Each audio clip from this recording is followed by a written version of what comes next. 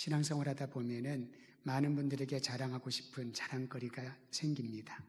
어떤 때는 당당하게 드러내놓고 자랑하고 싶은 것도 있겠지만은 때로는 참 얘기하기가 뭐해서 말하지 못하는 분들도 있을 것이고, 또는 참 기도 제목을 나누고 싶은데 어떻게 기도 제목을 나눌까 여러 가지 고민을 하다가 홀로 외롭게 힘겹게 기도의 짐을 지고 가는 분도 있을 것입니다. 성도 여러분, 지난 2주 전에 우리가 말씀 한번 나눴었죠. 교회의 시작은 하나님의 은혜로 그리스도 예수를 중심으로 시작을 했는데, 초대교회가 시작했던 그리고 지속했던 성장의 원동력은 마음을 같이하여 오로지 기도에 힘썼다라는 것입니다. 하나님께 도우심을 청했다는 거죠. 하나님만이 우리를 도와줄 수 있는 분이라는 간절한 믿음을 가지고 살든지 죽든지 그러한 절체절명의 심령으로 하나님 앞에 나아갔던 그것이 바로 교회의 시작이었고, 오늘날도 우리에게 필요한 기도가 아닐까 싶습니다. 각 가정에서 예배드리는 분들, 또 오늘 성전에 와서 예배드리는 성도들 가운데 말로 나눌 수 없는 그러한 무거운 기도 제목들, 하나님의 도우심이 필요한 분들, 오늘 예배드리면서 또 기도할 때에 응답받고 주님의 뜻을 분별하는 아름다운 시간 되기를 간절히 소망합니다. 저는 오늘 돌들에 대한 얘기를 좀 하려고 합니다. 혹시 여러분 돌을 수집하는 취미를 가지신 분이 있으신가요? 제가 아는 한은 아직은 없으신 것 같은데 또 지난 1년 사이에 새로운 취미가 생기셨는지 모르겠습니다. 그냥 이렇게 길에 있는 돌 말고요, 독특한 돌들을 수집하는 분들이 있고 그것을 얼마나 귀히 여기고 자랑스러워하는지 모릅니다. 성경에 보면은 돌 수집하는 취미와는 좀 다릅니다만은 돌들을 모으는 이야기가 오늘 본문에 나와 있습니다. 특히 성경에는 하나님께서 행하신 위대한 일을, 위대한 사건을 기억하기 위하여 여러 가지 방법을 사용하는데 그 중에 하나가 표식을 두는 겁니다. 오늘날 우리도 그렇지 않습니까? 표식을 만들어 하나님께서 행하신 사건을 기억나게 하는 것이지요. 간혹 어떤 관광지나 조금 높은 데 가면은 사랑하는 사람들, 연인들이 와가지고 자물쇠에다가 나는 누구를 사랑해, 그 사랑이 언제까지 갈지 아무도 확인은 못하겠습니다만은 엄청난 그러한 표식들을 두고 가지 않습니까? 표식이 중요하다는 거지요. 성경에는 그런 표식을 우리에게 보여줍니다. 가나안 땅 진입을 가로막는 첫 장애물은 요단강이었습니다. 지난주 수요일에 우리가 보았던 것처럼 놀라운 기적으로 하나님께서는 요단물을 멈추게 하셨습니다. 그 기적에 하나님의 사람들을 사용하시지요. 여호수아를 통하여 명하시고 그 명을 받은 언약궤를 맨 제사장들이 명령을 따라 요단강에 발을 디뎠더니 흐르던 물이 멈춰버립니다. 여러분, 있던 물이 갈라지는 것도 놀라운 기적이지만은 흘러내리는 물이 멈추는 것은 이거는 과학적으로 이성적으로 설명이 되지 않는 초자연적인 기적이었지요. 첫 번째 장애물을 이렇게 통과하게 합니다. 이 하나님께서 이제 여호수아를 통하여 이스라엘 백성들에게 명하십니다. 이 위대한 사건을 기억하여야 한다. 그리고 이 기억하기 위하여서 기념비적인 무엇인가를 세우라, 돌들을 세우라라고 명하시지요. 보통 우리가 어떤 업적을 남기면은 그 사람을 기리기 위해서 주변에 있는 사람들이나 후손들이 기념비를 세웁니다. 그런데 오늘은 특이하게 본문에 보면 하나님께서 기념비를 세우라고 말씀하십니다. 그런 적이 전에도 이후에도 거의 없었거든요. 하나님께서 기념비적인 돌들을 세우라라고 명하십니다. 이스라엘 각 지파별로 12명의 대표를 선출해서 그들로 하여금 요단강 언약궤를 맨 제사장들이 서 있는 곳까지 가서 각 지파 대표가 돌 하나씩 12개의 돌을 가지고 오라고 명합니다. 그리고 그 12개의 돌을 그들이 요단강을 건너서 유숙하는, 야영을 하는 그 장소에다가 쌓아두라라고 명하시지요. 그리고 다시 한번 요단강 언약궤를 맨 제사장들이 있는 요단강으로 들어가서 그들이 서 있는 곳에 또 다른 12개의 돌, 각 지파별로 하나씩 12개의 돌을 요단강에 세우고 나오라라고 말합니다. 물론 뒤에 요단강이 다시 흘렀을 때에 요단강 중간에 세운 돌들은 눈에 보이지 않을 수 있습니다마는 바로 그 물이 멈춘 순간 그 요단강의 언약궤를 맨 제사장이 서 있던 그 자리에 각 지파를 대표하는 대표자들이 그리고 그들이 모든 백성들에게 나눴겠지요. 우리가 그 안에 들어가서 제사장들이 서 있던 그곳에 12개의 돌을 세웠노라. 그리고 거기에는 또 다른 12개의 돌을 가지고 우리가 볼 수 있는 이곳에 세웠노라. 하나님의 명령이었습니다. 왜 하나님은 이런 명령을 하셨을까요? 오늘 성경은 그 이유를 분명히 말해줍니다. 신앙교육을 위함이라고. 여호수아서 4장 21절과 23절까지 여러분 성경을 펴서 한 번 더 읽도록 하지요. 4장입니다. 4장 21절에서 23절까지입니다. 제가 한 절, 여러분이 그 다음 절 23절은 같이 읽도록 하지요. 가정에서 예배 드리는 분들도 그렇게 읽어주시면 좋겠습니다. 21절 제가 먼저 했습니다. 이스라엘 자손들에게 말하여 이르되 후일에 너희의 자손들이 그들의 아버지에게 묻기를 이 돌들은 무슨 뜻이니까 하거든.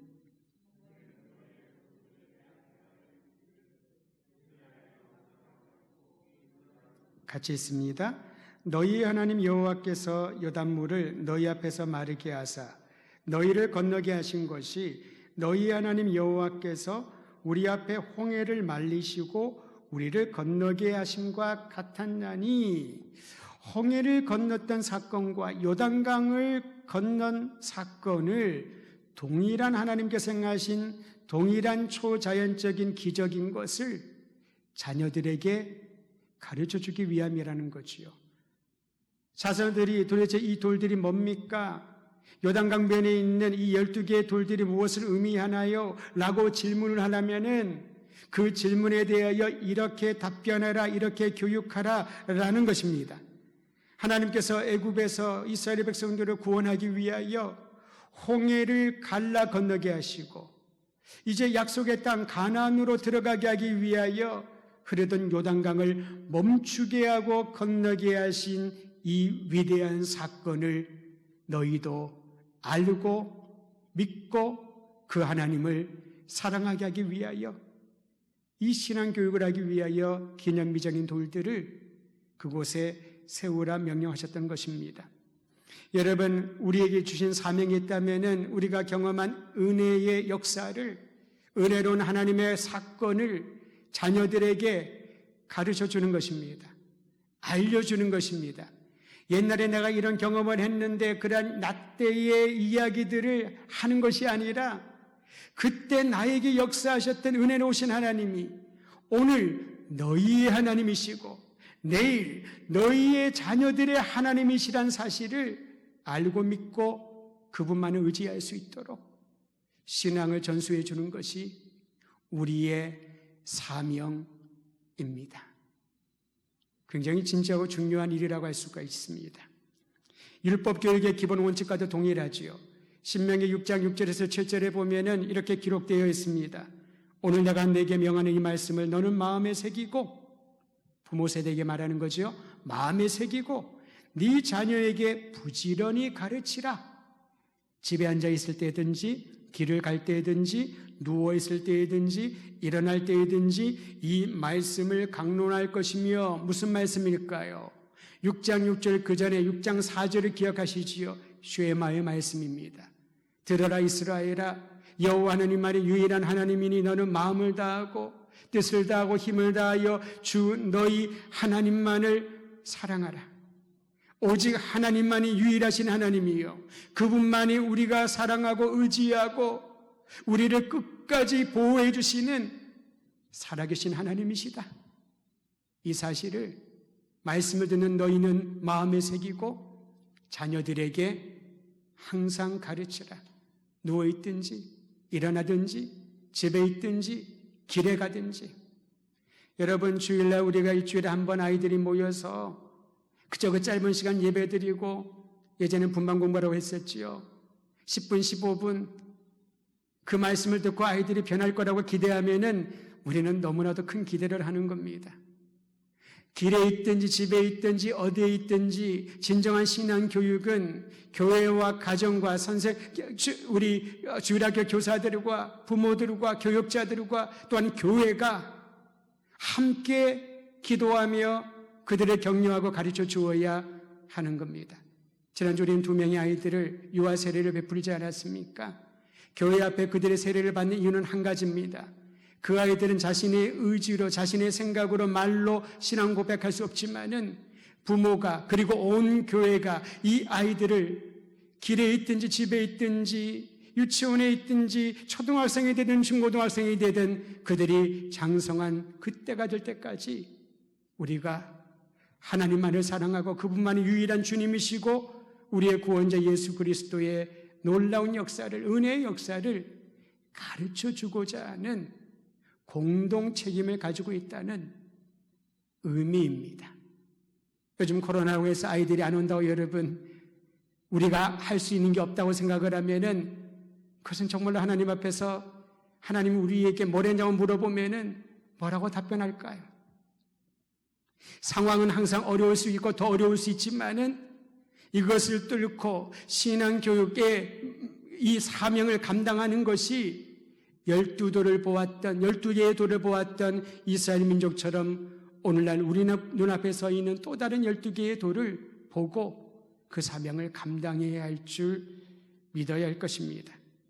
신앙교육에는 내용이 중요합니다. 지향하는 바가 참 중요하지요.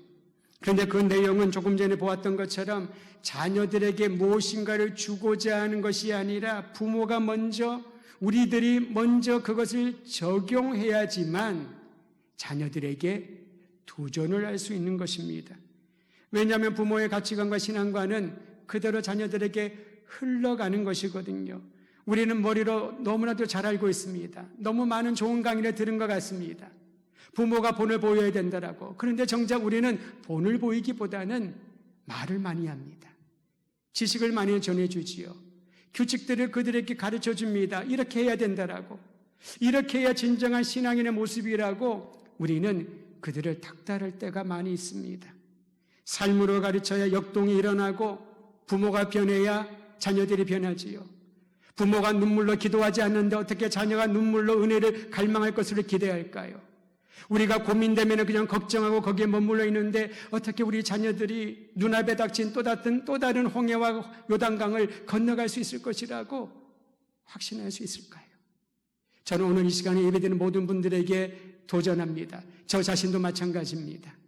하나님 앞에 엎드려 유일하신 하나님만을 사랑하고 그분의 말씀을 내 마음에 새기고 말씀을 따라 살지 않는다면은 어떤 좋은 프로그램, 어떤 훌륭한 지원을 하더라도 자녀들이 우리를 통하여서 배울 것은 하나도 없다는 사실을 알고 깨어서 주님의 말씀을 내 마음에 새기고 깨어서 주의 말씀을 따라 살기를 갈망하는 열정이 다시 한번 일어나야 될 줄 믿는 것입니다.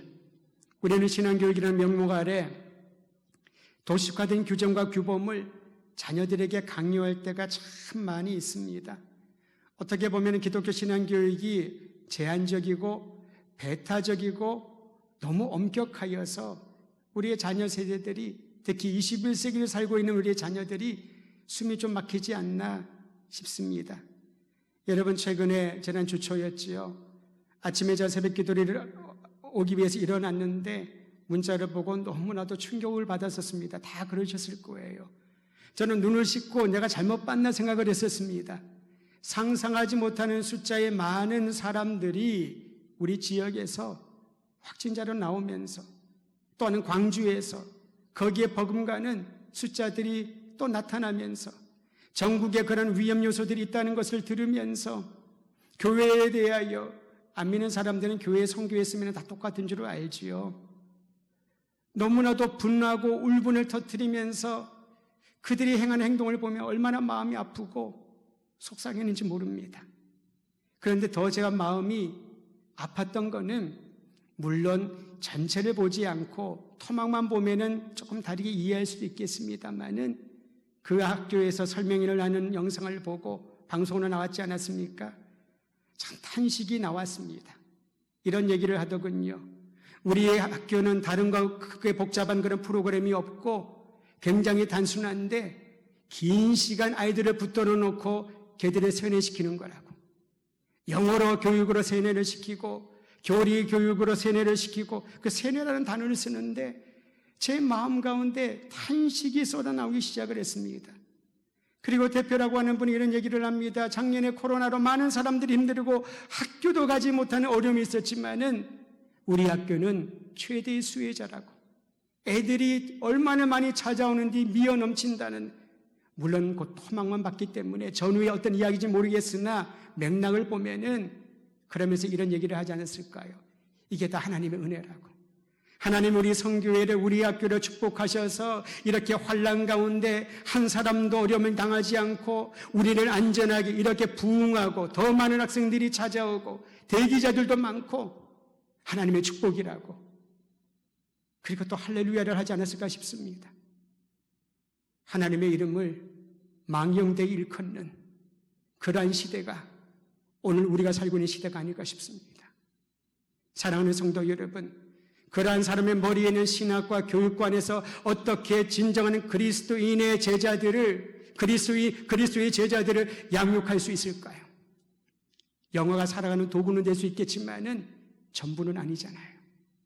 이 땅을 살아가는데 정말 예수 그리스도를 따라 말씀대로 살아갈 수 있는 주님의 얼굴을 닮아가는, 이게 바로 그리스도인이란 말 아니겠습니까? 그리스도인은 주님께 속한 사람, 그리스도를 닮아가는 사람, 그리스도인의 사람인데 우리는 세상에서 세상 사람들 누르고 돋보이는 누군가를 만들어서 이게 다 하나님의 은혜라고 그렇게 자랑하고 싶어하는 것처럼 보이지 않을까요? 기독교 신앙의 순수함을 흐트러뜨리는 가장 위험한 독소가 뭔지 아셔요? 이분법적인 사고입니다. 딴 사람들은 다 망하고 힘들고 어려워도 우리 가정은, 우리 기업은 복을 받았다, 이것이 하나님의 은혜다. 얼마나 이기적입니까? 예수님은 단 한 번도 그런 말씀을 하신 적이 없습니다. 오히려 타락한 종교와 너무나도 패약한 행위로 가득한 그 지도자를 보면서 애끓는 마음으로 돌아오기를 요청하셨고, 눈물을 흘리고 아파하고 소외된 사람들에게 주님은 찾아가셔서 내가 너의 친구다, 내가 너희의 친구가 되기를 원한다, 위로해 주시고 세상에 희망과 빛과 그리고 생명을 주셨던 우리 예수님. 기독교는 단어가 주는 강조점은 바로 이 주님 예수 그리스도 중심으로 살아가야 한다는 것입니다. 저는 우리 더드림교회 성도들의 고민이 이 고민이 되기를 바랍니다. 내가 얼마나 그리스도의 마음을 품고 얼마나 예수님을 닮아가고 있는가, 내가 얼마나 주님의 마음을 품고 살아가는가, 그 마음을 가져야 한다라는 것이지요. 시대가 달라지면 전달하는 도구나 방식도 달라져야 됩니다. 복음의 내용인, 신앙교육의 내용인 예수 그리스도는 결코 변하지 않습니다. 그러나 시대가 달라지면 방법도 달라야 됩니다. 도구도 달라야 됩니다.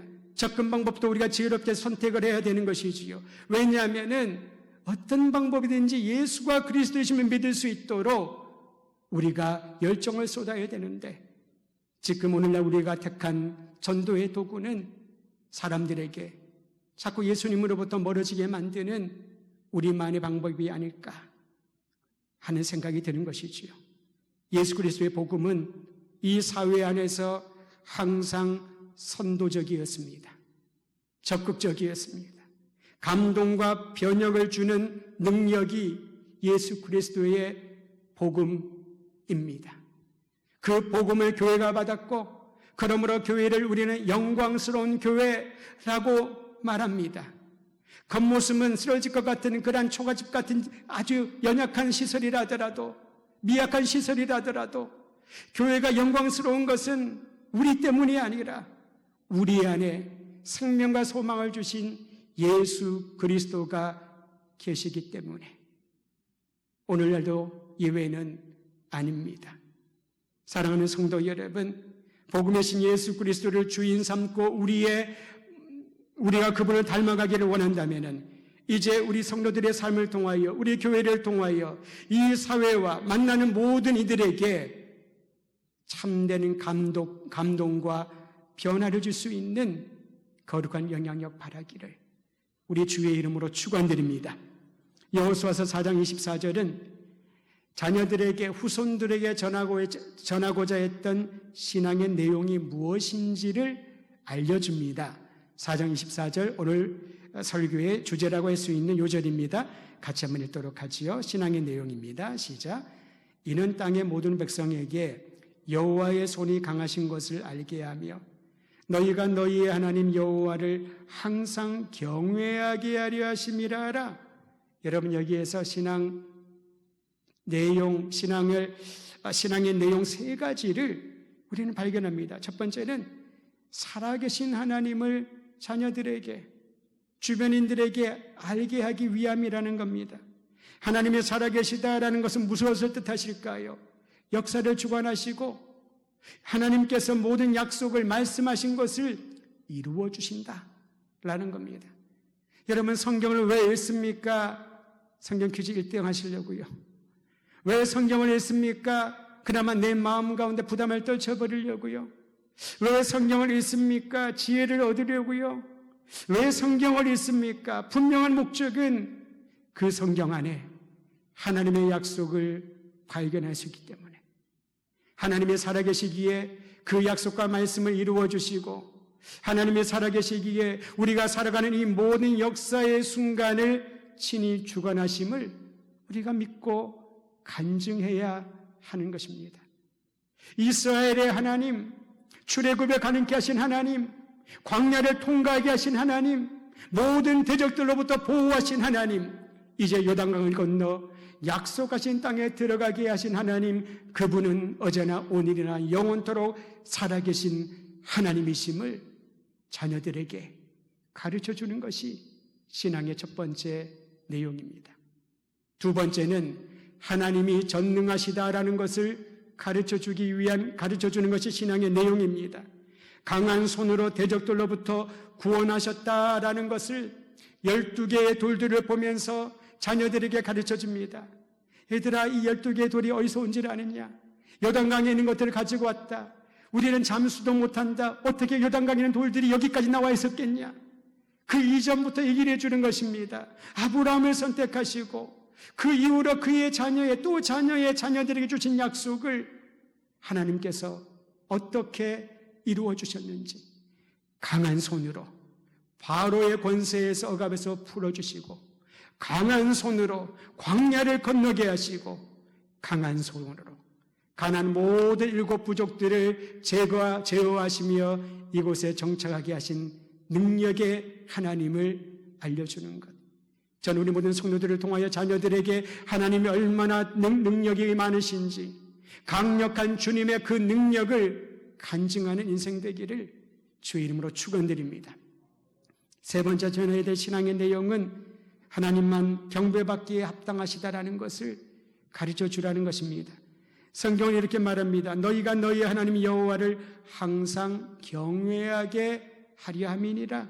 하나님을 경외한다는 것이 무슨 말입니까? 그분이 만왕의 왕이시기 때문에, 온 땅의 주님이시기 때문에 우리는 그분께 경배하며 엎드려 예배합니다. 우리나라는 예의를 중시하는 나라 아닙니까? 그래서 어른들에게, 연장자에게는 머리를 숙여 인사를 합니다. 아름다운 문화라고 봅니다. 서양 사람들은 우리 동양의, 특히 한국의 문화를 보면은 경이로워합니다. 참 아름답다. 참 아름답다. 어른은 아랫사람들을 위해줄 수가 있고, 위해주고, 아랫사람은 어른을 존경하는 이 아름다운 예의의 연속성이 참으로 소중한 부분들이지요. 그런데 여러분, 아무리 어린이라더라도 존중하는 마음이 안 들면은 머리가 숙여지기가 참 쉽지가 않잖아요. 아무리 나의 상사라더라도 존중하는 마음이 들지 않으면은 그의 말을 듣고 싶지도, 아니 들어도 행하고 싶지 않습니다. 그것이 사람의 마음이지요. 하나님만을 경외하게 하려 함이라. 하나님만을 존중하고 하나님만을 섬기고 다른 우상들에게 눈 팔지 말고 오직 하나님만을 따르는 백성 되게 하기 위하여 12개의 돌들을 표식으로 삼아 신앙교육을 했던 것입니다. 영원히 기념비적인 표식이 될 12개의 돌. 우리 부모님 세대가 이러한 것들을 경험했다더라. 옛날 얘기로 끝나는 것이 아니라 그 경험을 하게 하신 하나님이 오늘 우리와 함께 하신 살아계신 하나님이요, 전능하신 아버지시요, 우리가 예배해야 될 유일한 하나님이심을 알려주기 위하여 12개의 돌을 표식으로 삼아 두었습니다. 그리고 나중에 말씀해 보면은 다음 주에 우리가 볼 본문이기도 한데요, 이 12개의 돌을 쌓아둔 그곳을 길갈이라고 칭했다고 합니다. 다시 말하면 길갈은 은혜의 현장이었습니다. 그곳에서 길갈을 지나가면서 사람들의, 이스라엘 백성들은 하나님의 위대한 사건을 기억하고 얘기했을 겁니다. 그런데 여러분, 은혜의 경험과 기억은 시간이 지나가면서 잊혀질 수가 있지요. 그래서 계속해서 부모 세대가 자녀들에게, 이스라엘 공동체가 그들의 후손들에게 이 길갈에 세워놓은 12개의 돌들의 의미를 가르치고 또 가르쳐 주었던 것입니다. 삶으로, 사랑으로, 마음으로. 그런데 여러분, 공교롭게도 길갈이라는 지명의 뜻이 무엇인가 하면요, 굴러간다라는 뜻입니다. 수치가 굴러갔다라는 겁니다. 너무 놀랍지 않습니까? 요단강에서 가지고 온 12개의 돌을 길갈이라는 곳에 두었는데 이 길갈의 뜻이 과거의 수치가 다 굴러가고 이제는 하나님이 이끄시는 새로운 시대가 열렸다라는 겁니다. 애굽에서의 수치가 지나가고 광야에서의 모든 어려웠던 기억들이 다 굴러가고 그들이 겪고 또 개인적으로 마음에 품었던 상처와 고통의 순간들이 다 굴러가고 이제 하나님께서 열어주시는 새로운 시대가 너희 눈앞에 펼쳐졌다. 오늘 우리를 향한 주님의 약속인 줄 믿으시기를 바랍니다. 과거의 모든 기억들, 아픔들, 오늘 내가 안고 있는 짐들이 다 주 예수 그리스도의 이름으로 굴러가 버리고 주님이 주시는 새로운 은혜의 역사가 일어날 줄 선포하십시다. 길갈에 세운 12개의 돌과 같은 동일한 표식이 예수님을 통하여 우리에게 주어졌습니다. 그것이 바로 그리스도의 십자가입니다. 눈에 보이는 십자가를 말하는 것이 아닙니다. 예수께서 2000년 전에 이 땅에 오셔서 골고다에서 달려 돌아가신 그 십자가를 말합니다. 그 십자가의 표식을 우리가 기억하기 위하여, 십자가의 위대한 사건과 부활의 위대한 사건을 기억하기 위하여 교회가 표식으로 십자가를 두었을 뿐이지 그 십자가의 크기, 모양, 그 십자가의 위치, 개수, 그것은 하나도 중요한 게 아닙니다. 잘못하면 그것이 우리 주님보다도 십자가와 부활의 사건보다도 그것이 우선시될 수 있는 위험이 있다니까요. 사랑하는 성도 여러분, 그리스도의 십자가를 바라볼 때마다 이스라엘 민족이 길갈에 세운 12개의 돌을 보는 심정으로 내 과거의 모든 수치와 죄악된 상황들을 굴러가게 하시고 씻어주시고 기억도 하지 않게 하시는 우리 주님의 놀라운 은혜를 기억하면서 십자가의 은혜, 그리스도 예수의 이름을 힘입어 새로운 길을 향하여 한 걸음 한 걸음 나가야 할 것입니다. 십자가를 바라볼 때마다 예수님께서 보여주신 구속의 은혜를 기억하십시다. 주님이 흘리신 보혈과 지키신 살을 기억하십시다. 그리고 옛자로 돌아가지 않도록 주님이여 나를 붙들어 주시옵소서. 능력의 손으로 붙들어 주시고 살아계신 능력으로 나를 새롭게 하여 주시고 오직 주님만을 사랑하는 마음 더하여 달라고 주님 앞에 도움을 청하십시다. 그리고 구원의 복음이신 그리스도의 십자가 사랑을 우리 자녀들에게 온 교회가 온 힘을 다하여서 가르치고 또 보여주고 끝까지 가르치고 나누어 줄 수 있는 그러한 은혜가 있기를 간절히 소망합니다.